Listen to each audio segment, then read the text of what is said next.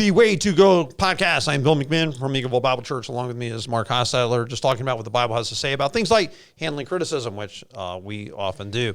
So one time, a friend of mine he asked me, hey, how do you handle all that criticism that you get and all the things that people say about you? Now, he goes to the church, so he's talking about what people in the church say about me. Mm-hmm. And I said, well, number one, I don't hear it all. So one way I handle it is I never hear it all, because a lot of times it's never said to me, it's said to somebody else. I said, a second thing is I don't put stock in everything that I hear, because a lot of it's idle banter. And I don't put a lot of stock in the idle banter because it's armchair quarterbacking. And I don't really have to worry about that, because people say a lot of things, and people say a lot of things they don't mean. And so to me, that was kind of how I answer, and that's pretty much how I feel. And the first thing that you got to learn when it comes to handling criticism is you cannot pay attention to everything. I'm all for learning. We'll talk about that at the next point. Sure. Yeah, we got to learn what we can, but you cannot seriously pay attention to everything. Charles Haddon Spurgeon, who was a famous preacher, wrote a book called Lectures to My Students. He said that every single person needs to have one blind eye and one deaf ear. And he said, in that one deaf ear, what you need to do is not be listening to everything that everyone says, because there's no merit to a lot of it. There's no thought that sometimes people just say stuff randomly. They're just talking out loud. They haven't really thought it through. And then we're going to take it and put a ton of thought into it when they didn't put a ton of thought into it. Why in the world should I put a ton of thought into a statement you didn't put a ton of thought into? That's exactly right. Yeah. And people are quick to just spout off what they think and this and that, and so you got to be wise about it. You got to be wise. But here's another thing I would say: don't seek it out. This is something that I've been guilty of in my past. Is I want to hear feedback, but when everything's good, I get nervous. And I start seeking out, okay, well, what was the bad part? What was the bad part? Come on, you're not telling me the truth. Well, don't. If it's not there, if people aren't saying something bad, then don't seek out criticism. No, some people aren't, because some people are like me. We're not really that judgmental. I'm not really worried that you're wearing a V-neck today. You noticed, huh? How could you? I don't know. I wouldn't wear it, but no, I'm just kidding. I'm just teasing totally. But Ecclesiastes 7:21 says, "Do not pay attention to every word people say, or you may hear your servant cursing you, for you know in your heart that many times you yourself have cursed others." And I think that this is just a really great, I love the book of Ecclesiastes anyway, and I've often thought of this verse. It says, do not pay, now this is the wisest man in the world, do not pay attention to every word people say, or you may hear your servant cursing you. And if you're the boss and the leader, I'll guarantee somebody's got something to say. Absolutely. Everyone has a better way to do it. Absolutely. Everyone, if I was doing it, there are times I would love to take people, by the way, and just say, I'll tell you what, I'll let you run the church for a while. See how you do. Yep. You know what I'm saying? Because if so obviously you know so much about running it, why don't you come run it yourself? But they wouldn't. But they act that way. They act like, but it doesn't matter. It's not just church. I mean, that's the way it is in the work crew. It's where it is. If you could be building brick walls, you could be framing houses, you could be working anywhere. You could be in a restaurant industry. Somebody's always going to have a better way to do it. It's forever true. And sometimes people get mad at you, and so don't listen to that. No, absolutely not. And you got to be aware of the people around you. There are certain people who have what I call a critical spirit. Right. Everything they are doing, they'll find something wrong. Right. And actually, I confess, I sometimes have that. Right. Where I could just look for the things that are wrong so I could try to fix it. You know what I'm saying? And I'm constantly trying to find the bad parts of things so I can go over there and hurry up and fix it so it's better. Well, I think the best of people will see flaws. I mean, I think that you'll do it, but there are some people that are just a storm all the time. Those people I'm really not. Yep.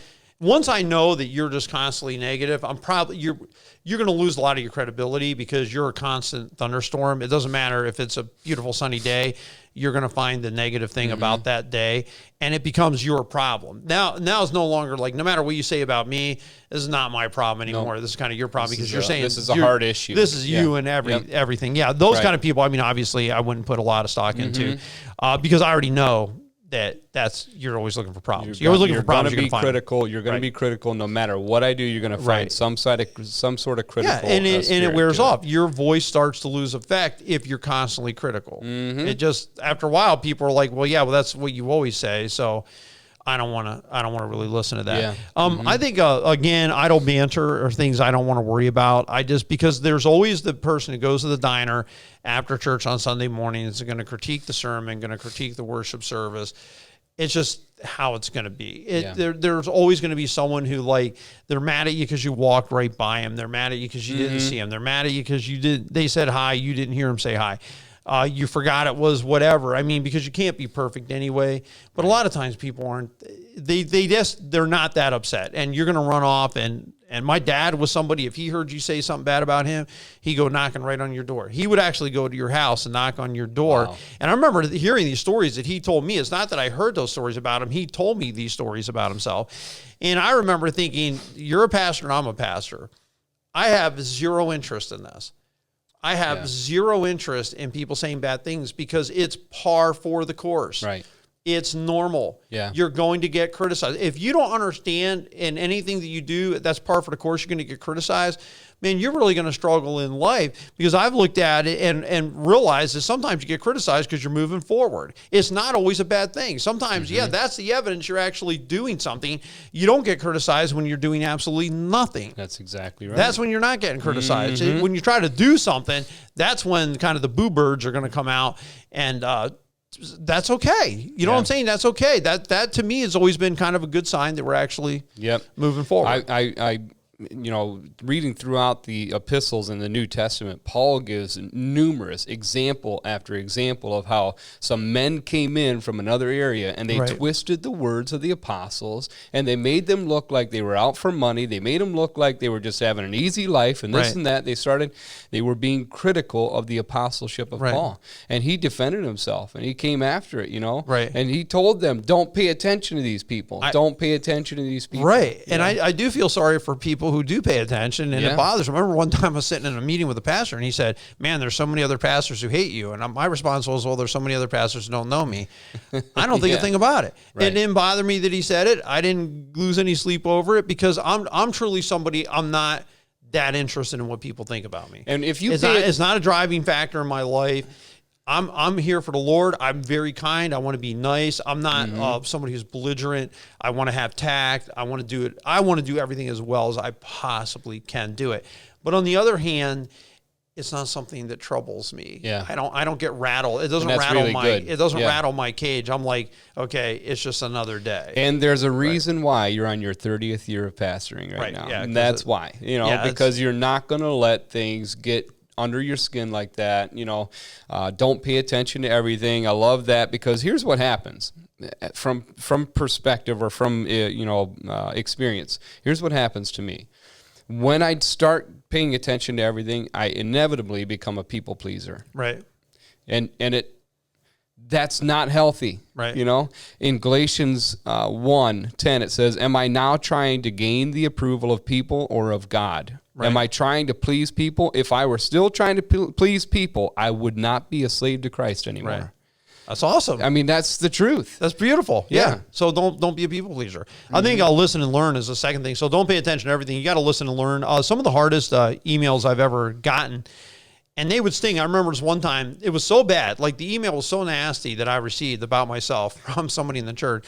And my associate pastor at the time wouldn't even read it because he goes, I'm going to be so mad when I read this. I don't even want to know what they said. I'll take your word for it. It was bad. Because I said, do you want to read it? He goes, no, because it's going to make me so mad when I do that I don't even want to read it. So I looked at it and I read it. It bothered me. It stung for like 24 hours and then I was fine. I threw out all the ridiculous things because there were some things that were so preposterous and so asinine that it never happened. I never thought it. I was never part of it. It's just what someone said. It was just completely ridiculous. Right. Other parts of it I tried to learn from. I'm like, well, hey, if one person thinks that about you, maybe some other people do. They think you're aloof or they think you're this or that. Try to learn everything that you can from it. And Proverbs 12:15, the way of the fool seems right to them, but the wise listen to advice. Not that I would say criticism is advice, but I think you've got to be willing to listen to it. I think it's how we perceive it. I think it's how we perceive it that makes it critical. Right. There's times when, like I said, there's people that have a critical spirit. They have a harshness to it. When they wrote that email, a bite to it, Mark, when they wrote the email, there was no doubt it was designed to be critical. Okay. It was not designed to be helpful. It was like, I'm on the way out the door, and I'm going to shoot as many bullets at you as I can. Yeah.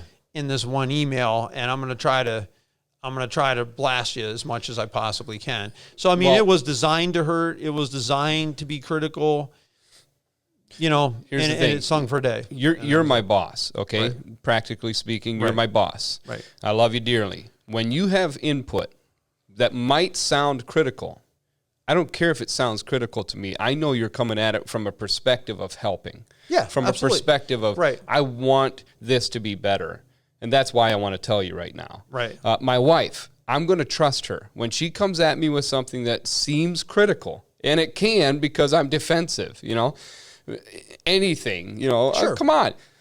When she comes at me with something that seems critical, I have to put that aside and say, you know what, I want to be wise and I want to hear her understanding. I want to hear her out, you out. People that I've come to trust. Right. Does that make sense? Yep. So be careful you don't throw away what seems like criticism from people that are close to you that just want to put input into your life, you know, to help you, to give you advice. And going right along with what we're saying here. Yeah. I mean, listen and learn, because sometimes the criticism, it could be constructive, like you said, which is a great point. I mean, some people are, the wounds of a friend can be trusted. That's right. That's a great verse. If I wound you as a friend because I told you the truth, that can be trusted, because I wouldn't have told you that if I didn't care about it. I mean, there are people, the people that I've taken the biggest risk telling are the people I love the most. Yeah. They're the ones I've really told what the truth is. And so, because I know them so well, and I want to save them from harm. So if that comes across as critical, well, then learn what you can. Charles Spurgeon said this. He said every time he preached, this woman would come up to him and hand him a note of all the grammatical mistakes that he made. Oh. And so every day, and he said her heart wasn't right. You know, her heart was to just be critical. It wasn't really in a good spirit. But he said, I learned a lot from that woman. Wow. He said, I would read those notes, and even though she meant it just to show her to kind of be haughty, he said, I still learned from all those, and I learned everything I could from that criticism.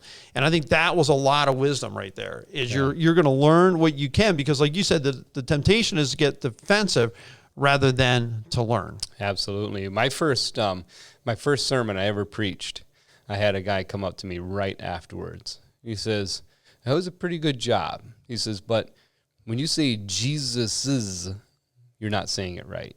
Right. You need to say Jesus, and that's it. And I'm thinking, the whole time I'm thinking, man, this is not helpful. Right. You know, I just got done pouring out my heart to you guys. And the only thing you can talk about is I didn't say Jesus. You know what I'm saying? Exactly. And it's like, that is critical. Right. That's critical. That didn't help me. It didn't. You know, now that I think back on it, I don't even know if I even think about it anymore. But I stopped Jesus when I'm saying Jesus is Jesus. That's it. You know, but. So I guess it did help me, but it just wasn't the right time, man. Right. It just wasn't the right time to do it. Well, I think, too, maybe you need to go by the person you're talking to know if they're more receptive. Like, for me, if people don't want to hear me, I stop talking. I've always been that way. If you're not listening, I'm not talking. So if I were to come to you and you be the kind of person, you just don't listen over and over and over again, all you do is give me a hard time, you'll never hear from me. Yep.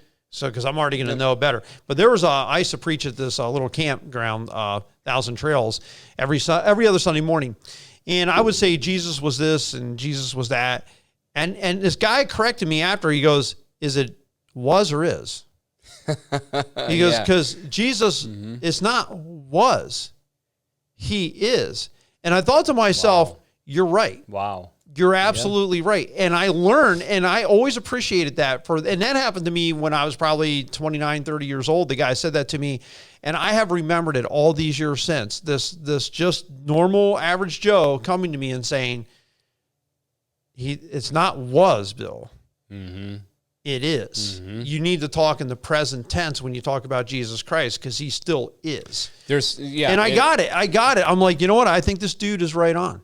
And I appreciated him saying it, because I didn't take it as a bad thing. I took it as hey, someone's checking me. I don't mind being checked, by the way. I don't mind being criticized. I don't mind people telling me the truth. I just don't mind it. Yeah, because we have to come at it with humble hearts, with humility in our hearts, saying, you know what, I want you to feed back. Right. Sometimes there's things to say, and then there's things you just don't say at that time. You know, I like that this woman wrote it down for Charles, and then gave it to him with a letter so he could read it whenever he wanted. You know, on the way out the door, when he was standing at the back of the church, she handed it to him. It wasn't like a letter. She gosh. was writing it during the sermon gosh, and yeah. handing it to him. Yeah. But one of the things I appreciate about Steve Ars, like one of our fellow pastors, is that guy has no problem saying, I think you're wrong, or I don't think I would handle it that way.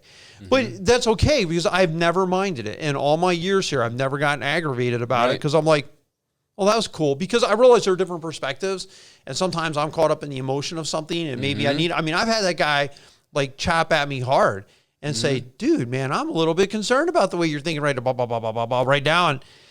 It's helpful. To me, I find it's helpful, because the wounds of a friend can be trusted. When you know somebody loves you, and you know somebody's got your back 100%, and they tell you something, you listen. And I would rather, I'm the kind of guy, hit me over the head with a 2x4. Not everyone's that way. Right. So you got to discern, is this person like somebody who needs corrected? Is this person a weak-kneed person who needs to be lifted up? You know, is this person a person who's in trouble? I mean, they just need a hand.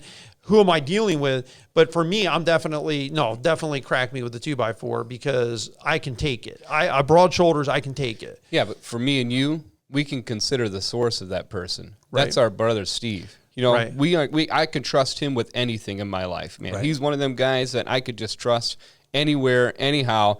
This guy you is just brought biblical. up the important point. Exactly. Right. Consider the source. Right. And that's what he's a great source, you know, and we want to go to him for that kind of feedback. And also a close circle. I mean, we're fellow pastors, so obviously that's a pretty tight circle of people. And you got to consider the source, always. In other words, I've told people this. You got to consider the source when you hear criticism. Is this an armchair quarterback or an analyst?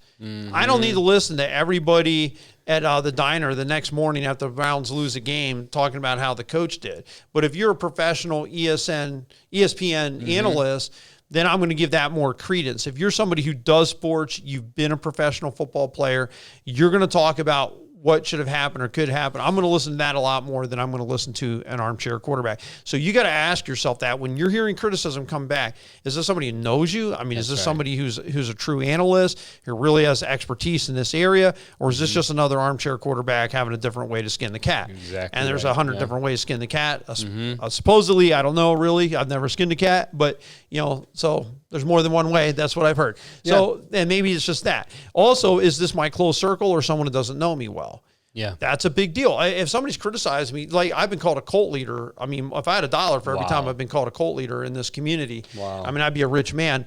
And I've heard it come back. I mean, I've heard the stories come back. I mean, people have made some whoppers. I mean, they're really amazing stories that I've heard come back of what people have actually repeated about me, things that I never said, never thought, was a million miles away from, but it doesn't matter because that's the scuttlebutt. That's why you don't listen to gossip, by the way. Yeah, right. Because there's generally just absolutely not true. But again, I never worried about it. I never cared about it. I'm like, okay, I don't know those people. They don't know me. I don't lose not one wink of sleep about it. Yeah. Before we started this show, Bill, and I seen this, I said, I needed this show. I need this show. You know why? Because I'm looking at consider the source, and I'm going, okay, now I'm the source. What if I'm the source? I got to examine myself here. Am I somebody that somebody can trust? You know, am I somebody that you can come to and say, hey, how did that go? Right. And you can trust my input, and you could am I critical? You know what I'm saying? How am I as the source in this? Right. You know, so I want to be somebody that's trustworthy as a source. Well, I'll tell you what, I don't think it's a problem to be critical. We're handling criticism. Criticism is something we need from time to time. Everyone needs rebuked. Everyone needs sometimes to be, brought up short a little bit. Like that's not a bad, criticism is not always a bad thing. Yeah, thank you. Right? That's what we need. That's what we need, that opposing force to sharpen us. But if you don't think critically, I'm probably not going to listen. In other words, if you're the kind of person that thinks everything's great and everything's good, and you don't have, like, why would you listen to somebody about music and take every word that they say when they think every note that's ever sung is good? I'd rather hear from the people who know what the notes are supposed to sound like, and they actually have an ear for it. And maybe that'll come across as critical, but those are the ones you're going to learn from the most. Absolutely. Because they actually have an ear. So do they have an ear for, so does the person talking to you actually have an ear for music, or they don't? that's a huge difference maker. Definitely. Right. So how do I weight things? Again, I'm going to consider that source all the time. Because again, not everyone knows what they're talking about, but on the other hand, no, some people very much know what they're talking about, and they very much know you. And again, the wounds of a friend can be trusted. Yes. As iron sharpens iron, so one man sharpens another. Appreciate you all tuning in to Way to Go podcast. And hopefully you picked up, don't pay attention to everything, listen and learn, consider the source, and don't always defend yourself is another one we didn't really get to talk about, but that's an important one too. But have a great and a blessed week.